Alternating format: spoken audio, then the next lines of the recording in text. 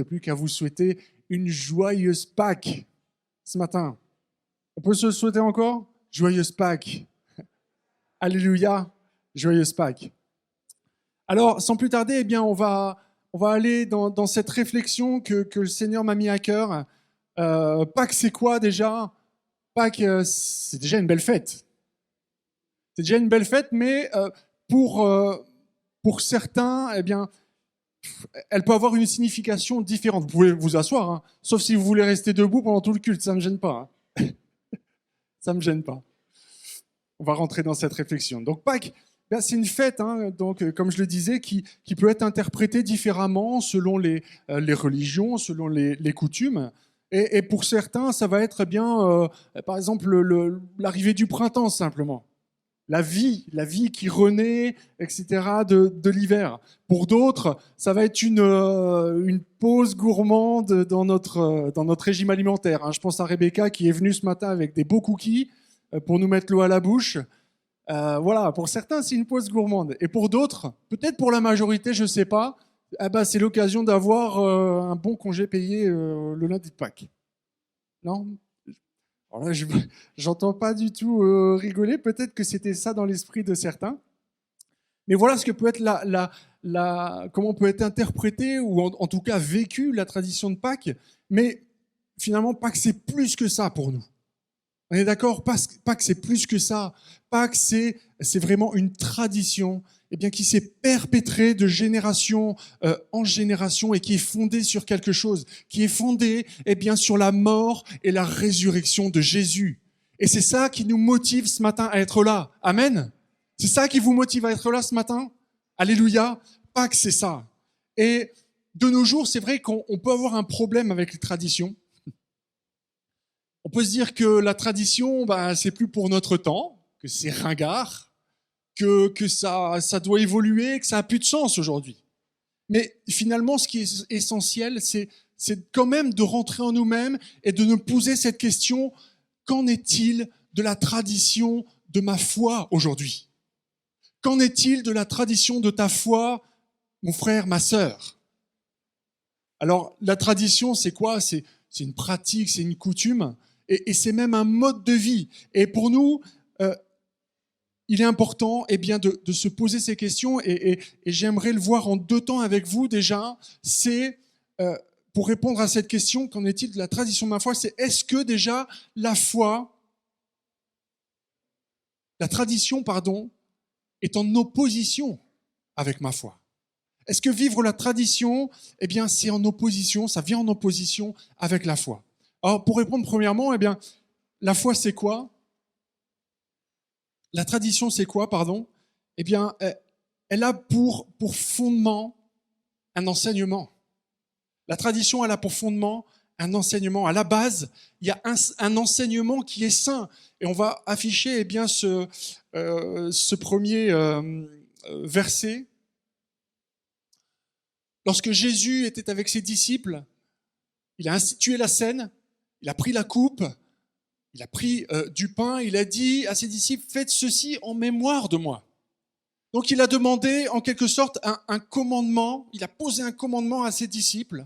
Et on voit plus tard dans les actes pour l'Église primitive que, ils persévéraient dans l'enseignement qu'on leur avait donné, dans l'enseignement des apôtres, dans la communion fraternelle, dans la fraction du pain et dans les prières. C'est-à-dire que, ils ont pris ce commandement et ils lui ont donné de la valeur en le perpétrant par une tradition. Donc, à la base d'une tradition, il y a un enseignement qui est saint. Et ce n'est pas en opposition, avec notre foi. Accompagner la tradition, c'est lui donner, de la valeur dans nos vies. Imaginez-vous un peu, quelle serait finalement la valeur ajoutée à l'œuvre de Christ, l'œuvre salvatrice, si dans l'Église, nous ne pratiquions plus la fraction du pain? Quelle serait la valeur ajoutée? Et on peut se demander la même chose pour la bonté de Dieu, Tout ça, c'est des enseignements, ça nous enseigne qui est Dieu. On sait que Dieu est bon, que Dieu est fidèle, mais qu'en serait-il de la valeur que je donne à cet enseignement si, par exemple, je ne pratiquais plus l'action de grâce? On pratique des traditions dans notre vie tous les jours, on s'en aperçoit peut-être pas, mais lorsque vous priez avant de manger, vous le faites tous les jours. Que se passerait-il en fait de ma conscience que Jésus m'a tout donné et que c'est lui qui pourvoit mes besoins chaque jour si je ne perpétuais plus cette tradition? Nous avons besoin de la tradition pour donner de la valeur aux enseignements que Dieu nous donne. Donc la tradition est compatible. La tradition est compatible avec la foi et avec l'enseignement. Et nous, avons vocation à redonner du sens aux enseignements de Jésus dans nos vies en perpétuant leurs souvenirs par la tradition. Deuxièmement, la tradition, c'est un mode de vie avec lequel je dois construire ma foi. On va prendre ce texte de Pierre. Pierre va parler à ses destinataires, il va dire « Faites tous vos efforts pour joindre à votre foi la vertu, à la vertu la science, à la science la tempérance, à la tempérance la patience, à la patience la piété, à la piété l'amour fraternel et à l'amour fraternel la charité. Car si ces choses sont en vous et qu'elles y sont avec abondance, elles ne vous laisseront point oisifs ni stérile pour la connaissance de Jésus-Christ. » Et dans ce texte, il y a deux constats que je vois. C'est que, la foi, c'est pas une finalité.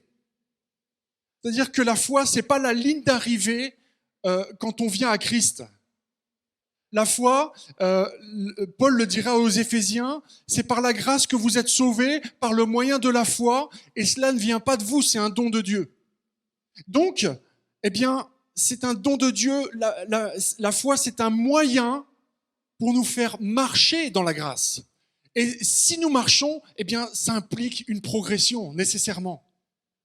Vous êtes d'accord avec moi? Ça nécessite une progression.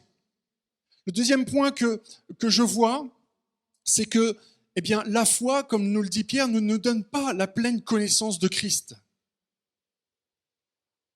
C'est l'Épître aux Hébreux qui nous donnera la définition de la foi et qui dira que la foi, c'est la ferme assurance des choses qu'on espère.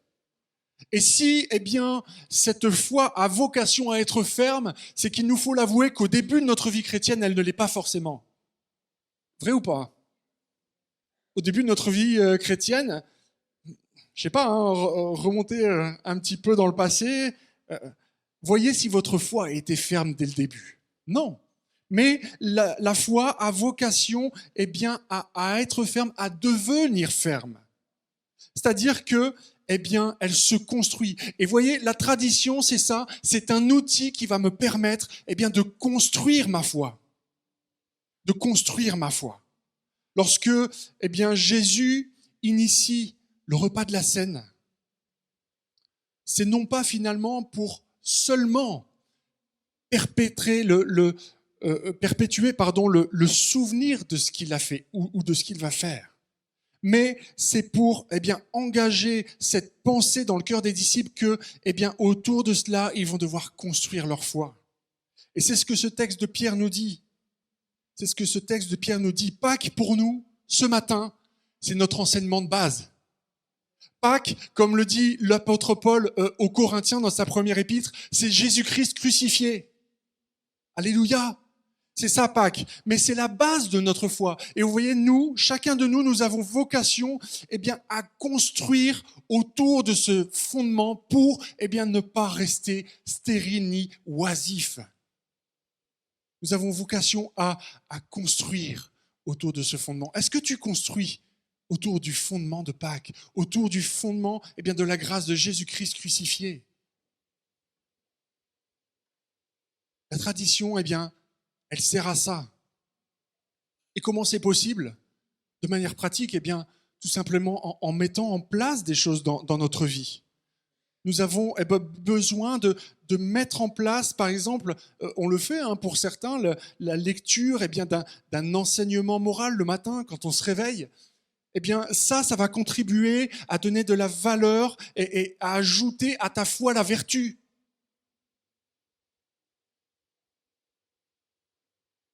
Mettre en place aussi, par exemple, dans notre vie, la modération dans notre consommation. Ça peut être la consommation alimentaire, mais ça peut être aussi notre consommation émotionnelle, notre consommation des divertissements. Et mettre en place des traditions que nous allons suivre va nous permettre d'ajouter aussi à notre foi la tempérance. Nous avons besoin de construire notre foi à l'aide de traditions pour progresser spirituellement. Ça fait partie de notre progrès spirituel. Alléluia. Maintenant qu'on a répondu à ce premier point, on peut se demander effectivement si la tradition peut être un danger pour ma foi. Et ça, effectivement, c'est possible. Pourquoi ? Comment la tradition peut être un danger pour ma foi ? On va le voir, il y a des exemples dans la parole de Dieu, dans la Bible, quand je remplace le divin par l'humain. On va prendre ce texte dans Marc 7,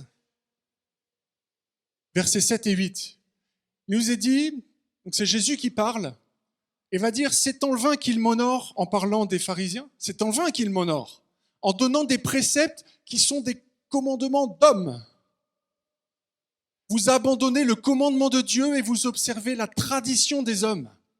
Vous anéantissez, il dira un peu plus loin, vous anéantissez fort bien le commandement pour garder votre tradition. Fort bien, c'est-à-dire que vous mettez tout en œuvre, vous avez même des stratégies pour ça.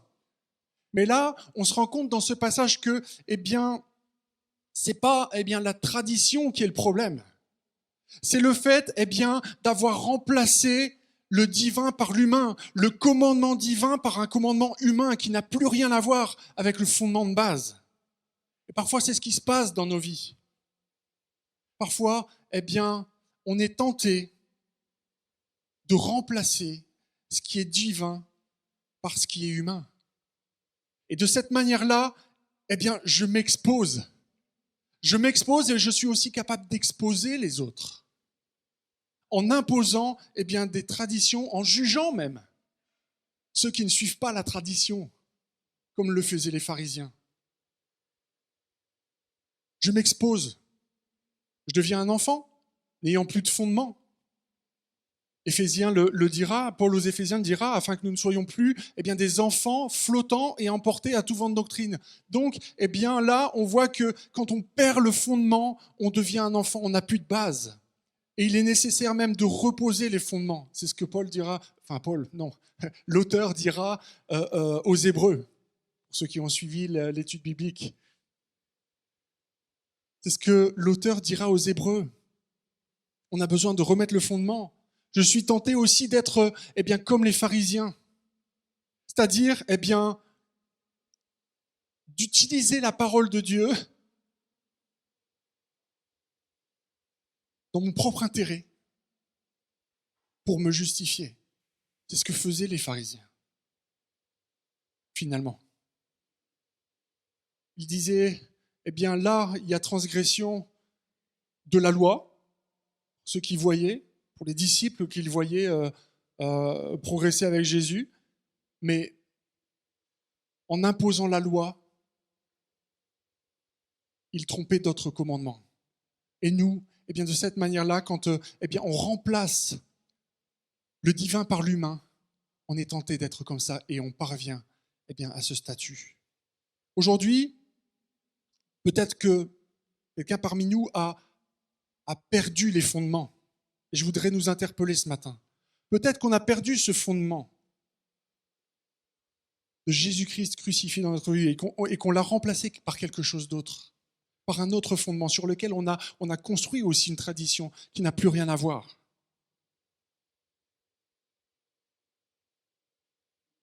On construit ces traditions pour diverses raisons, quand on est dans l'épreuve par exemple, et qu'on est déçu par Dieu, on peut être déçu par Dieu parfois. Parce qu'on est dans l'incompréhension, parce qu'il ne répond pas à nos prières, apparemment.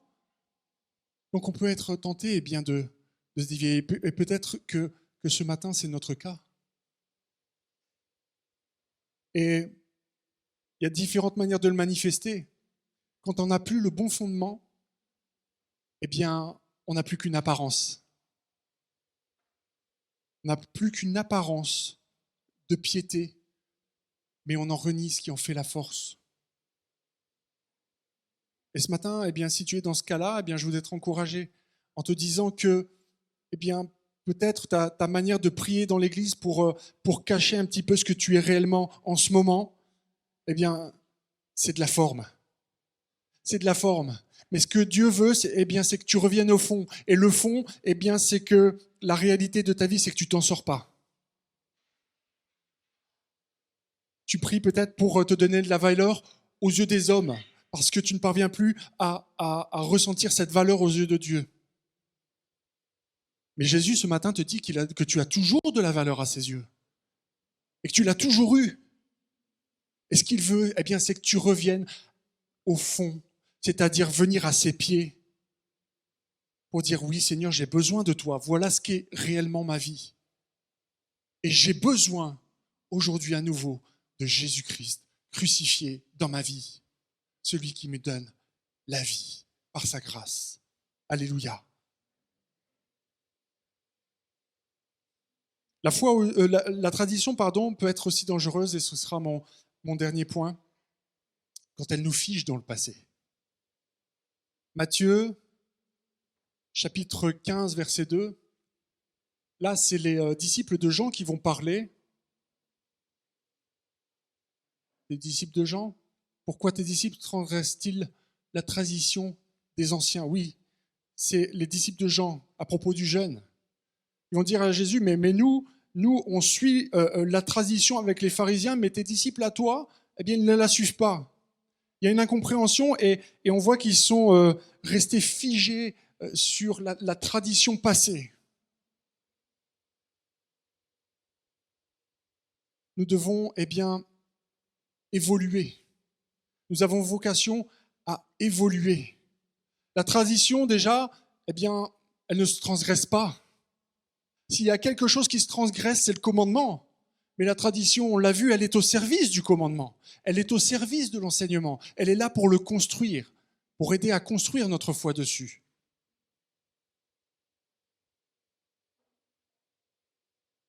On peut dire ce matin qu'il y a plusieurs manières de construire notre foi. On peut mettre en place différentes traditions. Et voyez-vous, il n'y a pas de normes. Et parfois, on voit bien dans la vie du frère, de la sœur, quelque chose qui cloche peut-être avec notre manière de faire à nous dans la foi, mais il y a plusieurs manières de construire notre foi. Et nous avons vocation à être indulgents aussi. Indulgents par rapport à cela. Jésus, lui, finalement, on peut dire qu'il a mis à jour certaines traditions. Lorsque, par exemple, dans l'exemple qu'on donne là sur le jeûne, Jésus va dire, mais pourquoi, en fait, finalement, les disciples devraient-ils jeûner? L'époux est avec eux. Non pas qu'il vient remettre en cause l'enseignement, mais il vient lui apporter une mise à jour. De cette sorte-là, le commandement ne perd pas sa valeur. C'est simplement une mise à jour. Et il y a d'autres fois où Jésus a très bien, respecté la loi. Par exemple, quand il allait enseigner dans le temple. Quand ses parents, l'ont amené pour être circoncis. Ils ont respecté la loi et les coutumes. Jésus faisait cela. Et voyez-vous, lorsque, nous commençons à ne plus concevoir que chez nos frères et nos sœurs, il puisse y avoir leur propre manière de vivre leur foi, leur propre tradition. Quand je fais de ma propre manière de faire, de ma propre tradition, une norme, c'est que, finalement, je n'ai pas su évoluer. Je n'ai pas su faire évoluer ma foi. Je suis resté figé, dans le passé. Et pour nous ce matin, nous avons vocation à évoluer. Nous avons vocation à évoluer. Évoluer avec quoi? Avec notre compréhension de la grâce.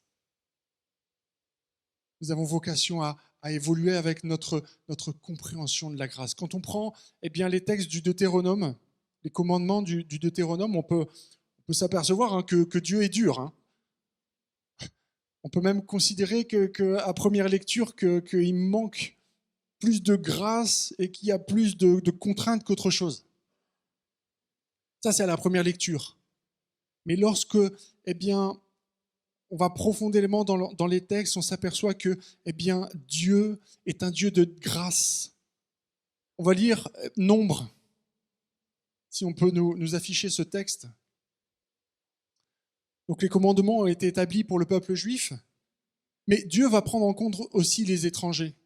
Il va dire, si un étranger en séjour chez vous célèbre la Pâque de l'Éternel, il se conformera aux lois et aux ordonnances de la Pâque, et il y aura une même loi parmi vous pour l'étranger comme pour l'indigène.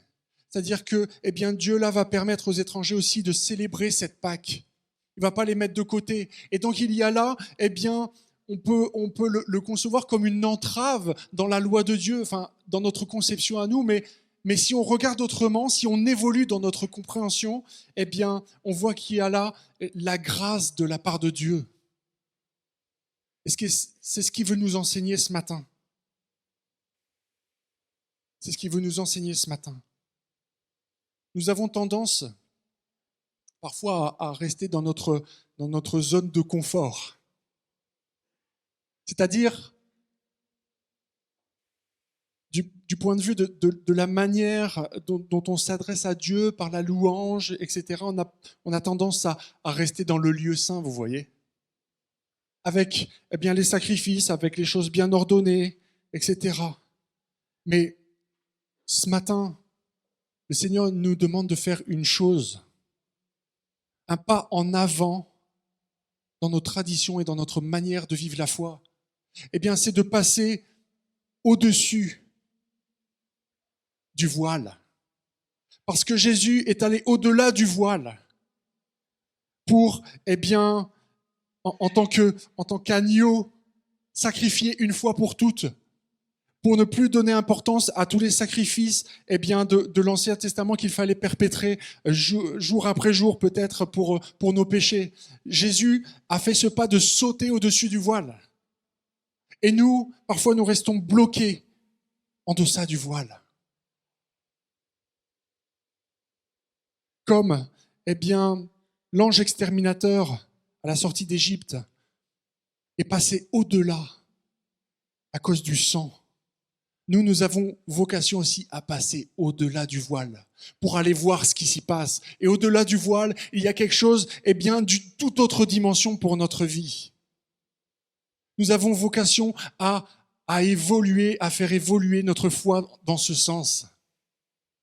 Alléluia.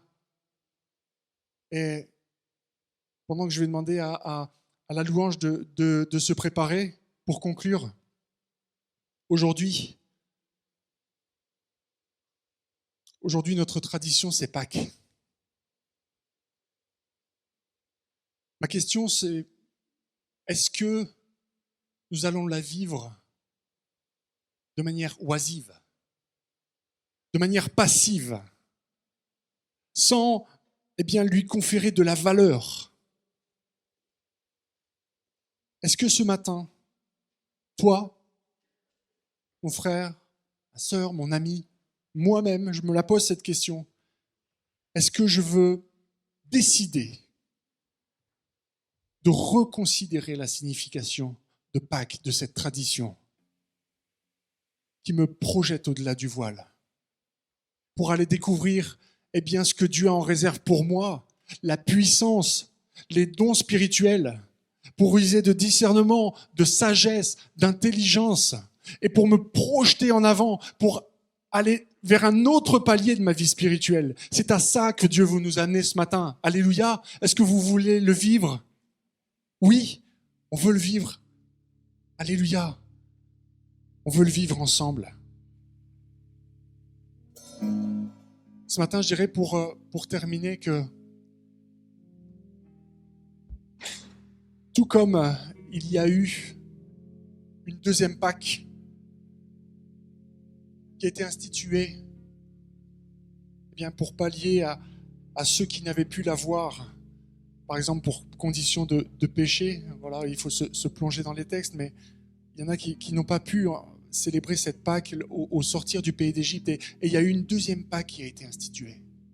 Peut-être que ce matin, c'est une deuxième chance pour nous de reconsidérer la croix, de reconsidérer l'œuvre salvatrice de Christ pour nos vies, de manière à reposer le fondement, les vrais fondements, et de bâtir une vraie tradition saine autour de se souvenir de ce que Jésus a fait. Alléluia. Est-ce que vous voulez bien vous lever avec moi? Et on va prier dans ce sens vraiment, dire que, Seigneur, oui, effectivement, je reconnais que j'ai mis en place des coutumes dans ma vie, des traditions, des manières de faire qui sont pas en cohérence avec ce que toi tu as enseigné, qui sont pas bonnes, qui sont pas saines. Mais je veux revenir à la source. Je veux revenir à la source, et je le répète parce que c'est important, je veux revenir à la source de mon salut, de la grâce de Jésus-Christ crucifié pour moi. Alléluia. Et ce matin, on va prendre cette scène ensemble. Et ce serait intéressant vraiment, si vous avez avec vous les éléments, qu'en prenant cette scène, on prenne un petit temps avant pour la reconsidérer. Pour dire, voilà peut-être Seigneur, je m'engage maintenant à cela. Je m'engage à construire autour de ma foi, à construire autour de ce fondement que tu as posé, pour te plaire davantage. Pour te plaire davantage. Alléluia. On demande au Seigneur ensemble et on va prendre cette sainte scène. Seigneur, merci. Merci pour cet enseignement ce matin. Tu nous fais comprendre que, nous n'avons pas vocation à supprimer nos traditions, en tout cas pas les bonnes. Mais tu nous enseignes qu'il nous faut construire et que c'est un outil pour nous, pour faire progresser notre foi, pour progresser dans notre vie spirituelle. Seigneur Jésus, et je te demande vraiment de nous soutenir, d'ancrer cela dans nos cœurs, dans nos vies, afin que nous puissions prendre les bonnes décisions, afin que nous puissions être vrais devant toi et non plus paraître devant toi, parce que tu es la solution à nos problèmes. Alléluia. Et ce matin, nous voulons prendre ce repas en nous souvenant de ce que tu as fait, avec force, avec tremblement, en prenant pleine conscience de ce que tu as fait. Merci pour ton sang qui a coulé pour nous. Merci pour ton corps qui a été meurtri. Seigneur, nous voulons remettre cette tradition et lui redonner de la valeur dans nos vies. Alléluia. Béni sois-tu, Jésus. Merci de nous avoir suivis. Si tu as apprécié être avec nous, n'oublie pas de liker et de partager sur les réseaux. Nous proposons chaque dimanche 2 célébrations. Viens nous rejoindre, nous serons heureux de t'accueillir. À la pépinière, tous les âges sont représentés. Viens booster ta foi au contact de ta génération. Besoin d'un rendez-vous? Nos pasteurs se tiennent à ta disposition. N'hésite pas à les contacter. Si tu as des questions sur la foi ou sur la Bible, tu peux en discuter avec notre équipe pastorale. Inscris-toi dès maintenant. Tu peux suivre nos prédications, posts et actualités sur les réseaux. N'oublie pas de visiter notre site internet. Tu veux t'intégrer et nous connaître un peu plus? Télécharge dès maintenant notre application et reste connecté. À bientôt, à la pépinière.